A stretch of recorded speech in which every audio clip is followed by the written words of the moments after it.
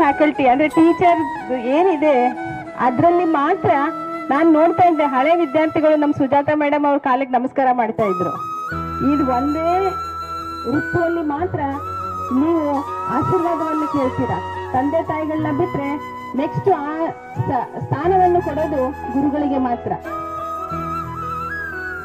ಈ ಶಾಲೆನ ಕಟ್ಟಲಿಕ್ಕೆ ನಮ್ಮ ಯಜಮಾನರಾದ ಶಿವಮೂರ್ತಿ ಅವರು ಅವ್ರಿಗೆ ಏನ್ ಥಾಟ್ ಬಂತು ಅಂತ ನನಗೆ ಗೊತ್ತಿಲ್ಲ. ನಾನು ಅದೇ ಹೇಳ್ತೀನಿ ತುಂಬಾ ಸತಿ, ಈ ಹಳ್ಳಿಗಳಲ್ಲಿ 8 ಶಾಲೆ ಮಾಡಿದ್ದೀರಾ, ಇದರಿಂದ ಮಾನಿಟರಿ ಬೆನಿಫಿಟ್ ಅಂತೂ ನಮ್ಗೇನು ಆಗ್ತಾ ಇಲ್ಲ. ನೀವು ಅಷ್ಟು ಪವರ್ ಅಲ್ಲಿ ಇದ್ದಾಗ, ಅಷ್ಟೊಂದು ನಿಮ್ಗೆ ರಾಜಕೀಯವಾಗಿ ಬ್ಯುಸಿ ಇದ್ದಾಗ ಕೂಡ ಈ ಸಂಸ್ಥೆಗಳನ್ನ ಕಟ್ಟಿದ್ದೀರಾ. ಬಟ್ ನನಗೆ ನೀವು ಬೇರೆ ಕಡೆ ಏನಾದ್ರು ಕಟ್ಟಿದ್ರೆ ಕೂಡ ನಾವು ಒಂದಿಷ್ಟು ದುಡ್ಡು ಮಾಡ್ತಾ ಇದ್ವೇನೋ, ಅಥವಾ ನಾವು ಒಂದು ಸ್ಥಿತಿವಂತರಾಗಿ ಎಲ್ಲ ಸಂಸ್ಥೆಗಳು ಬೆಳೆಯೋ ಹಾಗೆ ನಾವು ಬೆಳೆಸ್ತಾ ಇದ್ವೇನೋ.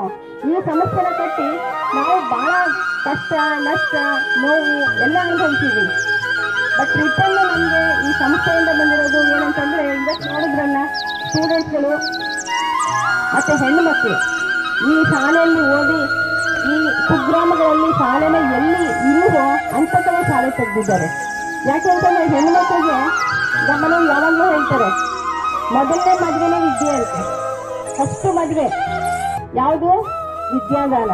ಆಮೇಲೆ ನೆಕ್ಸ್ಟ್ ಅವ್ರ ಯಜಮಾನ್ರು ಅವ್ರದ್ದು ಹೆಣ್ಣು ಮಕ್ಕಳಿಗೆ ಏನಾದ್ರೂ ತೊಂದರೆ ಆದ್ರೆ ಅಥವಾ ಅವ್ರಿಗೆ ಜೀವನದಲ್ಲಿ ಏನಾದ್ರೂ ಕಷ್ಟ ಬಂದ್ರೆ ಕೈ ಹಿಡಿಯೋದು ಯಾವುದು? ವಿದ್ಯೆನೆ.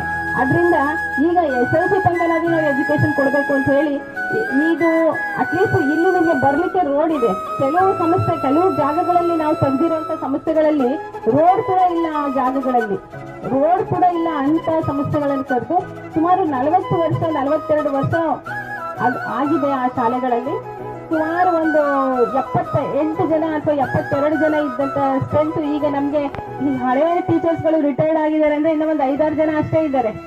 ಇನ್ನೆಲ್ಲ ಹೊಸಬ್ರು, ಹೊಸ ಜನನ್ನ ನಾವು ತಗೊಂಡು ರಿಕ್ರೂಟ್ ಮಾಡ್ಕೊಂಡು ಕೆಲ್ಸಗಳನ್ನ ಕೊಡ್ಬೇಕಾಗತ್ತೆ. ಮತ್ತೆ